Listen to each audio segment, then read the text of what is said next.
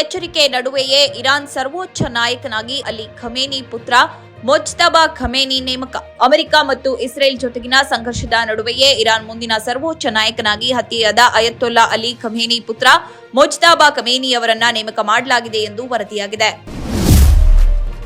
ಯುದ್ಧ ನಿಲ್ಲಿಸುವ ಅಧಿಕಾರ ನನ್ನ ಮತ್ತು ನೆತನ್ಯಾಹು ಕೈಯಲ್ಲಿದೆ ಎಂದ ಡೊನಾಲ್ಡ್ ಟ್ರಂಪ್.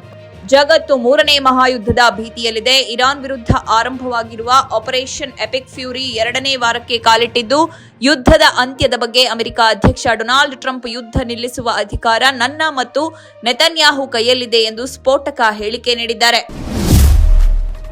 ಇರಾನ್ನ ನೂತನ ಸರ್ವೋಚ್ಚ ನಾಯಕನ ನೇಮಕಕ್ಕೆ ಪುಟಿನ್ ಅಭಿನಂದನೆ. ಇರಾನ್ನ ಹೊಸ ಸರ್ವೋಚ್ಚ ನಾಯಕರಾಗಿ ನೇಮಕಗೊಂಡಿದ್ದಕ್ಕಾಗಿ ಮೊಜ್ತಬಾ ಖಮೇನಿ ಅವರನ್ನ ರಷ್ಯಾದ ಅಧ್ಯಕ್ಷ ವ್ಲಾಡಿಮಿರ್ ಪುಟಿನ್ ಅಭಿನಂದಿಸಿದ್ದಾರೆ ಎಂದು ಕ್ರೆಮ್ಲಿನ್ ತಿಳಿಸಿದೆ. ಬಹ್ರೇನ್ನ ಬಾಬ್ಕೋ ತೈಲ ಸಂಸ್ಕರಣಾಗಾರದ ಮೇಲೆ ಇರಾನಿನ ದಾಳಿ. ಇರಾನ್ ದಾಳಿಯಲ್ಲಿ ತನ್ನ ಏಕೈಕ ಸಂಸ್ಕರಣಾಗಾರಕ್ಕೆ ಬೆಂಕಿ ಹಚ್ಚಿದ ನಂತರ ಬಹ್ರೇನ್ನ ಸರ್ಕಾರಿ ಸೋಮವಾರ ತನ್ನ ತೈಲ ಸಾಗಣೆಯ ಮೇಲೆ ಬಲವಂತದ ನಿರ್ಬಂಧವನ್ನ ಘೋಷಿಸಿತು. ದಕ್ಷಿಣ ಲೆಬನಾನ್ ಕ್ಫರ್ ಕಿಲಾಗಾದಲ್ಲಿ ಇಸ್ರೇಲ್ ದಾಳಿ. ದಕ್ಷಿಣ ಲೆಬನಾನ್ನ ಕ್ಫರ್ ಕಿಲಾ ಪ್ರದೇಶದಲ್ಲಿ ಇಸ್ರೇಲ್ ಸೇನೆ ದಾಳಿ ನಡೆಸಿದೆ. ದಾಳಿಯಿಂದ ಆ ಪ್ರದೇಶದಲ್ಲಿ ಉದ್ವಿಗ್ನ ವಾತಾವರಣ ನಿರ್ಮಾಣವಾಗಿದ್ದು, ಸ್ಥಳೀಯರು ಆತಂಕಕ್ಕೆ ಒಳಗಾಗಿದ್ದಾರೆ. ಘಟನೆಗೆ ಸಂಬಂಧಿಸಿದಂತೆ ಹೆಚ್ಚಿನ ಮಾಹಿತಿ ಇನ್ನಷ್ಟೇ ಲಭ್ಯವಾಗಬೇಕಿದೆ. ಇರಾನ್ ದಾಳಿಯಿಂದ ದೊಡ್ಡ ದ್ರೋಹದ ಭಾವನೆ ಉಂಟಾಗಿದೆ ಎಂದು ಕತಾರ್ ಪ್ರಧಾನಿ ವಿವರಿಸಿದ್ದಾರೆ.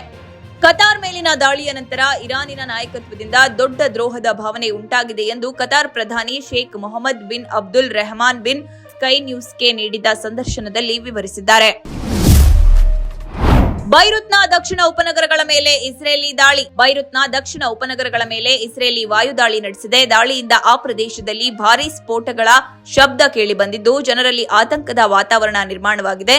ದಾಳಿಯಿಂದ ಉಂಟಾದ ಹಾನಿ ಮತ್ತು ಗಾಯಾಳುಗಳ ಕುರಿತು ಹೆಚ್ಚಿನ ಮಾಹಿತಿ ಇನ್ನಷ್ಟೇ ದೊರಕಬೇಕಿದೆ. ಟೆಹರಾನ್ ಬುಷೆಹರ್ ಪ್ರಾಂತ್ಯದ ಮೇಲೆ ಡ್ರೋನ್ಗಳನ್ನು ಹೊಡೆದುರುಳಿಸಿರುವುದಾಗಿ ಇರಾನ್ನ ಐಆರ್ಜಿಸಿ ಹೇಳಿಕೆ. ಇರಾನ್ನ ಐಆರ್ಜಿಸಿ ಹಲವಾರು ಒಳಬರುವ ಡ್ರೋನ್ಗಳನ್ನು ಹೊಡೆದುರುಳಿಸಿರುವುದಾಗಿ ಹೇಳಿಕೊಂಡಿದೆ. ಒಂದು ರಾಜಧಾನಿ ಟೆಹರಾನ್ ಮೇಲೆ ಮತ್ತು 2 ಆಗ್ನೇಯ ಬುಷೆಹರ್ ಪ್ರಾಂತ್ಯದ ಜಾಮ್ ಮತ್ತು ಖಾರ್ಮೋಜ್ ಪಟ್ಟಣಗಳ ಬಳಿ ಹೊಡೆದುರುಳಿಸಿರುವುದಾಗಿ ಇರಾನ್ನ ಐಆರ್ಜಿಸಿ ಹೇಳಿದೆ.